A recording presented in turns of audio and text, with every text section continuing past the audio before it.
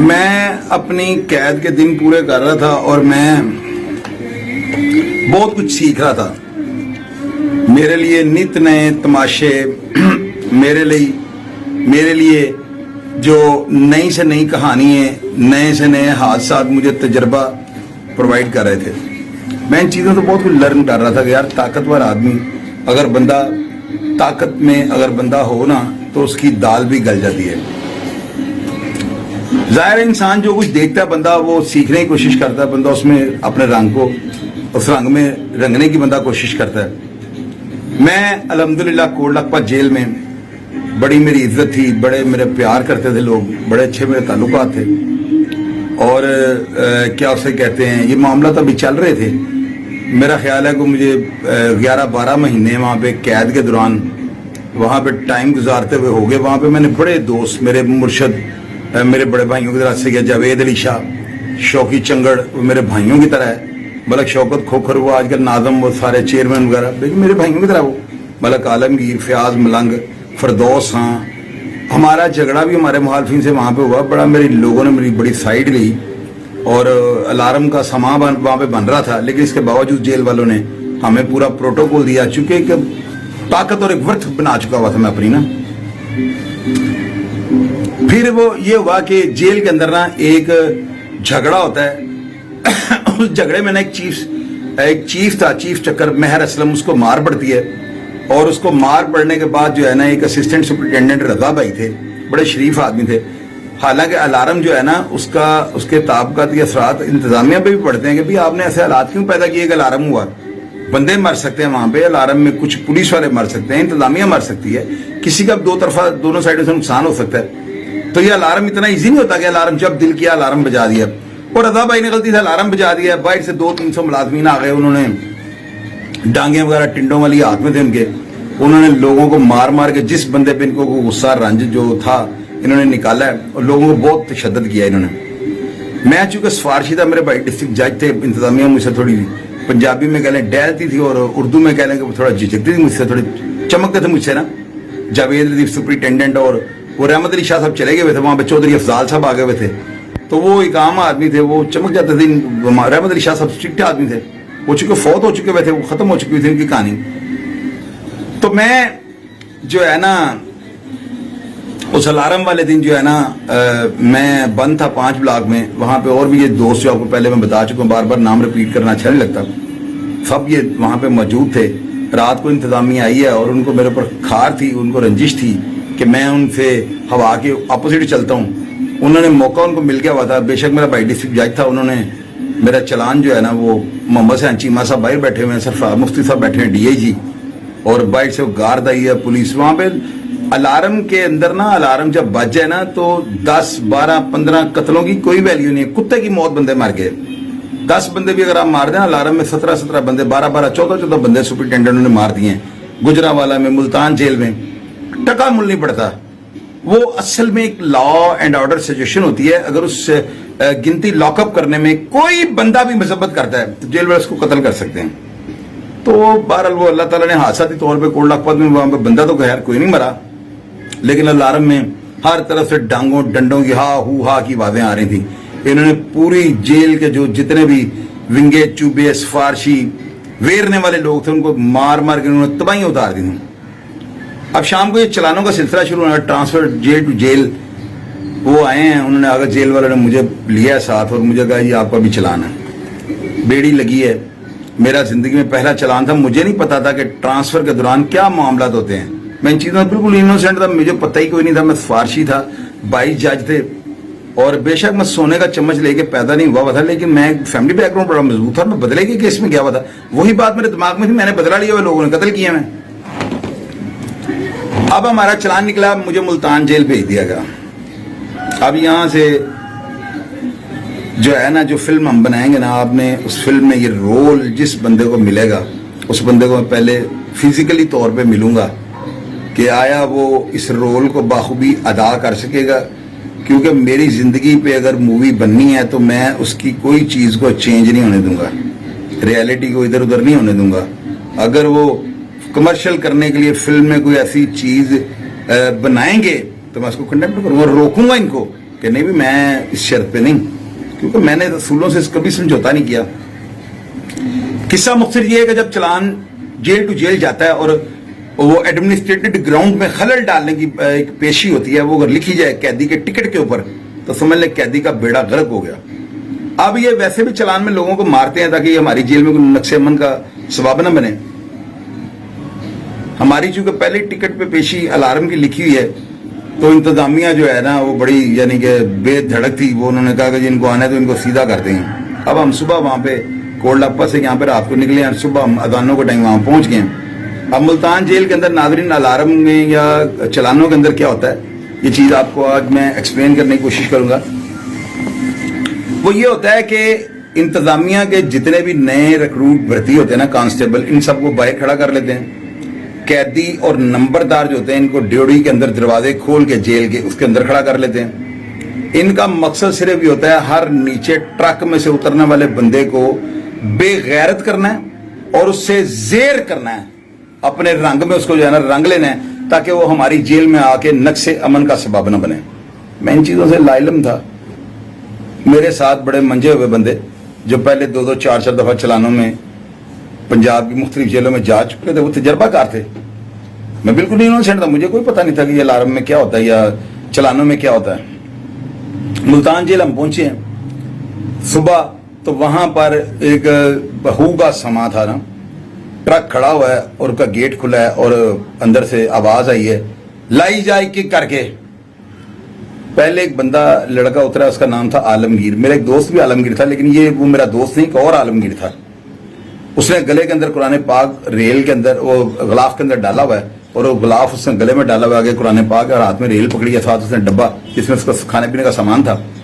وہ نیچے اترا، اس نے مذہب کو آڑ بنایا ہوا ہے۔ یہ مجھے بھی اس بات کا اندازہ ہے کہ قرآن پاک کا اللہ کے بندے اس جیل میں بھی قرآن پاک مل جانا ہے، تم یہاں سے لے کے جا رہے ہو۔ وہ ایک نا سیلف ڈیفenس کے لیے کہ اگر میرے گلے میں قرآن پاک ہوگا تو انتظامیہ مجھے کچھ نہیں کہے گی۔ تو میں بھی نہیں بولا، میں نے کہا یار چلو اگر اس کی بچت ہوتی ہے، پہلے بھی 2 4 دفعہ اس کے چلان وغیرہ نکلے ہوئے ہیں، اس نے اپنے کو صدقہ کیا، تو میں کیوں اس سے جیلسی فیل کروں۔ وہ نیچے اترا ہے، اس کی مذہب کی آڑ بھی جو ہے نا اسے نہیں بچا سکی۔ وہاں سے ایک آواز آئی ہے، اس نے کہا اے مذہب نو آڑ بنانا ہے، کی پایا گلے چ؟ اس نے کہا یہ قرآن پاک۔ اس نے کہا اتار کے وہ اتر رکھو۔ قرآن پاک انہوں نے اس کے گلے سے اتارا اور وہ ڈیوڑی کے اندر ایک شیلف کے اوپر رکھ دیا اور اس کو انہوں نے دنگا مشتی شروع کر دی ہے۔ ملازموں نے اس کی گردن پہ پیر رکھ دیے ہیں، اس کو ڈنڈے، ڈانگیں، ٹھڈے، چپیڑے، چھتر، مکے ایٹ اے ٹائم اس کو 20 جو بندے نا حملہ اور اس کے اوپر اس کو مار رہے ہیں۔ خیر وہ میں بھی جھوٹ بول دوں، وہ لڑکا بڑی دلیری سے ہمارے سامنے تک، ہماری آنکھوں کے اوجھل ہونے تک وہ بڑی ٹھیک ٹھاک مار کھا گیا۔ مجھے اس چیز نے بڑا حوصلہ دیا کہ یار یہ تو لڑکا بڑا شریف بچہ تھا۔ وہ بعد میں پتا لگا کہ وہ تو پہلے پرانا لانتی ہے، بڑی دفعہ اس نے کلین کاٹے ہوئے ہیں کوٹ لکھپت جیل میں، وہ ایڈمنسٹریٹو گراؤنڈ پہ پورے پنجاب کی جیلوں کے چکر لگا گیا۔ اس کا نام تھا آصف، وہ میرے سے چھوٹا تھا لیکن وہ بڑا کاٹو تھا۔ اب بہرحال وہ دوسرا نمبر میرا تھا۔ اس نے کہا شاہد رحمت دا۔ میں نے چونکہ وہ الارم ہوا ہے تو اچانک رات کو چلان نکل گئے، قیدی سور میرا ساتھ والی چکی میں پڑا ہوا تھا، تو میں نے قمیض جو تھی وہ لاوے پہلوان کی پہن لی ہے اور شلوار نیچے میرا ایک دوست وہ بھائیوں کی طرح تھا، اللہ تعالیٰ سے غریق رحمت کرے، اس کا نام تھا پپا، وہ بھاٹی کا رہائشی تھا، اس کی میں نے شلوار پہن لی ہے، وہ کاٹن کی شلوار میں مختلف کلروں کی۔ تو قیدی کا جب چلان نکلتا ہے تو وہ قیدی کپڑے پہن کے جاتا ہے۔ مجھے جب انتظامیہ نے، ملتان جیل کی انتظامیہ نے جب یہ دیکھا کہ میں سول کپڑوں میں چلان میں گیا ہوں تو انہوں نے کہا کہ اوئے سانو پتا لگ گیا تیری وجہ کر کے سارے نکلے نے، تینوں نہیں پتا تے قیدی کپڑے پاندا ہے تو رنگین کپڑے پا کے آ گئے۔ اوپر سے گولڈ ڈف کی ڈبی نا یہاں پہ نظر آ رہی تھی۔ اب انہوں نے مجھے پکڑ لیا، مجھے مارنا شروع کر دیا، میرے اوپر بھی ویسے ہی شروع ہو گئے۔ اب وہاں پر نا مجھے جب وہ گھسیٹ کے میرے block Kasuri 15 barrack Multan jail کی قصوری بلاک تھا اس وقت، وہاں پہ ڈپٹی سپرنٹینڈنٹ غلام دستگیر تھے، سپرنٹینڈنٹ وہی کوٹ لکھپت والے جو ملازے کے اوپر جن کو میں نے ٹریلر دکھایا تھا وہ ننگے ہونے والا، وہ وہاں پر سپرنٹینڈنٹ تعینات ہو چکے ہوئے تھے، مجید گجر۔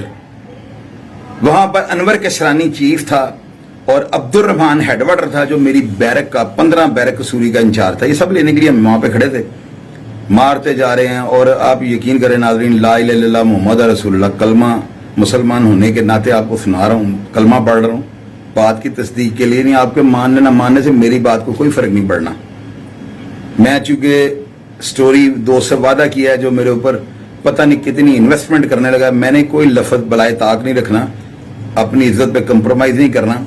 जो बात जिस तरह से है मैंने मनोएन उसको बतानी है, ताकि राइटर आगे गलती करे तो करे, मैंने अपनी बात में कोई फर्क नहीं डालना। आप यकीन करें, मैंने शाह शम्स तबरेज की वो बात सुनी हुई थी कि वो सवा नेज़े पे सूरज आ गया और गोश्त का टुकड़ा उससे पका दिया।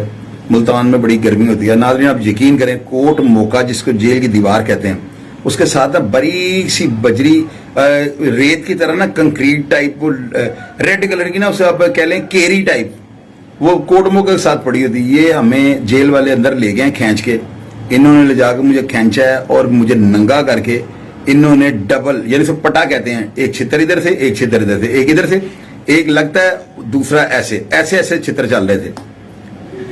ये छितर भी मार रहे हैं, डांगे भी मार रहे हैं, चपेटे भी मार रहे हैं, ठुड्डे भी मार रहे हैं, दुनिया की हर टेक्नोलॉजी मेरे साथ लड़ा रहे हैं। और मैं सिर्फ इसी बात पे बजीद था कि यार ये लोग कत्लों में आए हुए हैं, तो मैं तो कत्ल में आया ही नहीं हुआ, मेरे ऊपर तो बदले का मुकदमा है। इन्होंने मुझे मारा है और मुझे बैरक में जब ले गए ना खींचते हुए, आप यकीन करो कि वो सवा नेज़े वाली बात मुझे याद आ रही थी कि यहाँ पे वाकई मुल्तान में शाह शम्स तबरेज का जो मौजूदा था ना, यहाँ पे बहुत ज्यादा गर्मी है। बिल्कुल एंड हो गया हुआ था। बैरक में मैं गया हूँ, वहां पर बैरक के जो ब्लॉक से ना, जहाँ पे चक्कियों में जो लोग बंद थे, उन सबके ध्यान मेरी तरफ थे। मुझे सामने ले जाकर उन्होंने लिटा लिया, मारना शुरू कर दिया, मारते जा रहे हैं, मारते जा रहे हैं, और मैं आगे से कलमा पढ़ रहा हूँ, या अली मदद कर रहा हूँ। चूंकि जब आपको पीछे से कोई छितर, डांग, सोटा या मुक्का पड़ता है ना, तो उसका जो हवा का जो प्रेशर बनता है ना, उसकी कोई आवाज तो निकलेगी ना। मैं उसको कलमे में, या अली मदद में, इन चीजों में कन्वर्ट कर रहा था।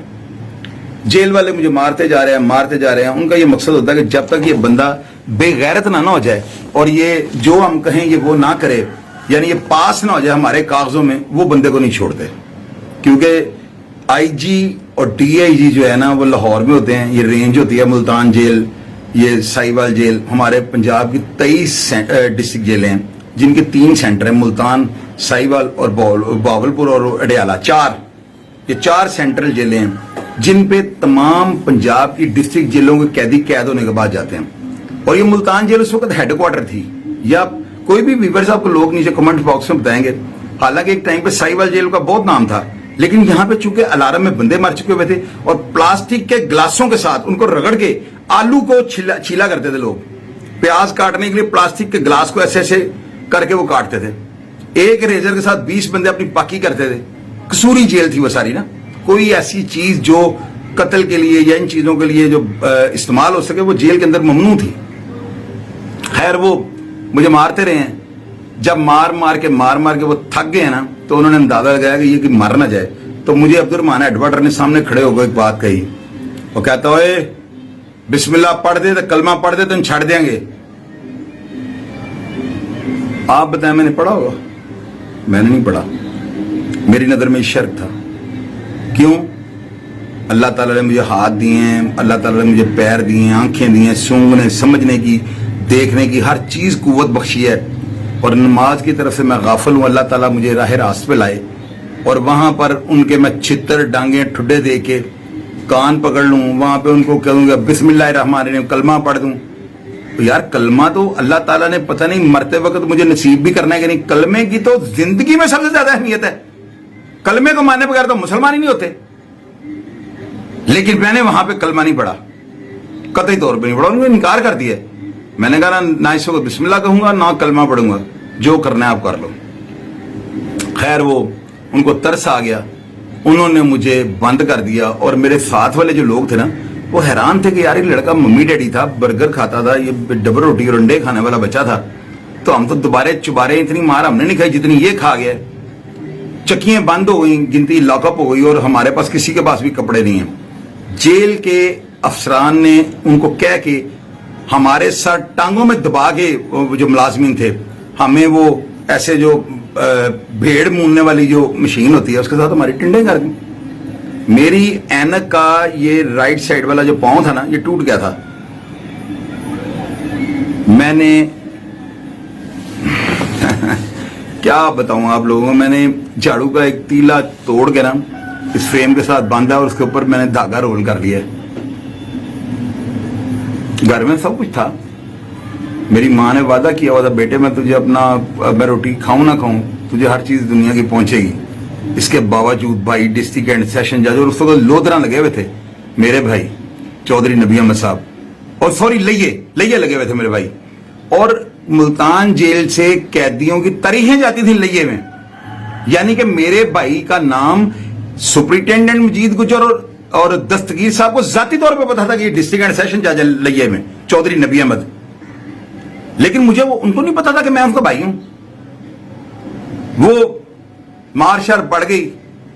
अब मार पड़ने के बाद क्या हुआ है अगले प्रोग्राम में बताता हूं आपको।